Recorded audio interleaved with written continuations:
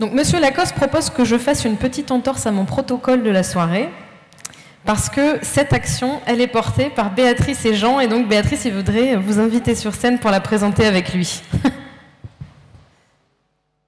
Donc cette colocation solidaire, donc ça c'est un nom officiel, parce qu'il a ce projet un petit nom officieux.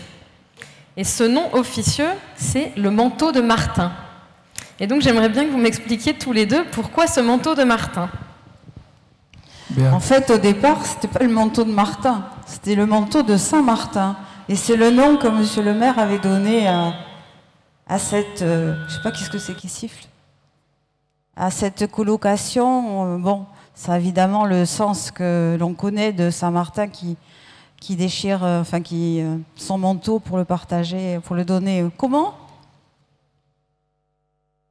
La moitié, voilà, il le coupe en deux pour donner aux pauvres.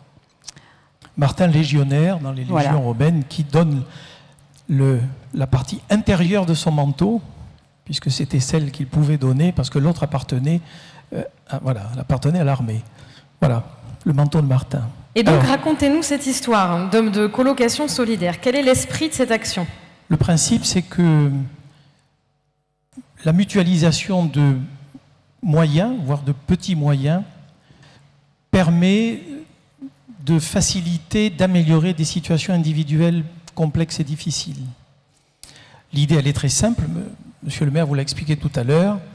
Vous prenez 3 personnes qui rencontrent des difficultés financières ou qui ont peu de moyens économiques et qui, de fait, sont aussi isolés parce que lorsqu'on a peu de moyens économiques, on est marginalisé et on est exclu d'un certain nombre de dispositifs, en particulier culturels, et désocialisés. Et plutôt que de les laisser dans la solitude et dans la difficulté financière, là aussi sur la base du volontariat, soutenu par le CECAS, et Béatrice en dira un mot tout à l'heure, on leur propose de partager un appartement. Alors on peut imaginer 3 personnes qui partagent un F5. Chacune dans cet appartement, on a étudié cette chose de façon extrêmement précise, dispose d'un lieu privé, d'un lieu intime qui est sa chambre, avec à l'intérieur la possibilité, si elle le souhaite, de temps en temps de prendre son repas toute seule, un frigidaire, un four à micro-ondes, un petit téléviseur.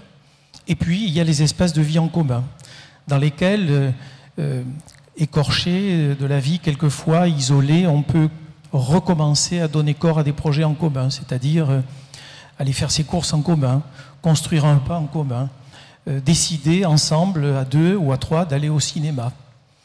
Et puis le jour où on n'en a pas envie, on reste dans son espace privatif et on se recentre un peu sur sa solitude, parce que c'est aussi, lorsqu'on est en commun, il est nécessaire aussi quelquefois de pouvoir se retrouver.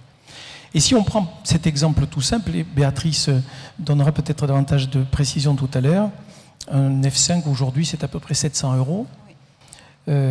L'aide au logement c'est à peu près 200 € par personne, 3 fois de 6. Il reste 100 € et le reste à charge pour se loger, pour chacun des participants à ce manteau de Martin, cette colocation solidaire, eh bien c'est à peu près 30 à 40 €. Et vous voyez que non seulement on lutte contre la solitude, qui est une véritable maladie des temps modernes, mais en plus on dégage du pouvoir d'achat pour aller au bus et curiosité. Le bus et curiosité sera gratuit, mais pour aller au concert, au cinéma, s'acheter un bouquin et se resocialiser, revenir vers les autres. Voilà ce qu'est le manteau de Martin. Je voudrais juste rajouter que c'est un projet que nous avons monté avec l'OCFA et que l'OCFA est partenaire dans la mesure où nous allons nous partager les tâches. L'OCFA se chargera de trouver le logement, un logement adapté en centre-ville avec toutes les commodités à côté. Et nous allons recevoir les personnes, nous allons d'abord faire un appel aux personnes qui seraient intéressées et nous allons essayer de mettre ensemble des personnes qui ont envie de vivre ensemble. Alors bien sûr, si elles se connaissent déjà, par exemple, et qu'elles ont ce désir de partager un logement, c'est mieux. Mais quelquefois, en faisant bien les présentations, on peut trouver des personnes qui, par affinité, vont avoir envie d'habiter ensemble. Alors, il va y avoir un premier projet, une première colocation qui va débuter au mois de juin. Et cette colocation nous servira un petit peu de témoin pour voir de quelle façon nous allons pouvoir continuer à partir de la rentrée avec d'autres personnes ou d'autres types. Pour l'instant, nous pensons faire ça avec 3 femmes. Mais après, on élargira, et puis ça peut être tout à fait même des personnes qui travaillent ou jeunes, ouvrir aussi à un public handicapé qui a peut-être besoin aussi de partager un logement avec des personnes valides. Enfin, ça ouvre un champ de possibilités qui devrait permettre d'adoucir la vie à certaines personnes qui sont très très justes et qui vont retrouver plus de latitude pour pouvoir vivre une vie normale, entre guillemets, avec des activités, des loisirs, du sport aussi. Voilà.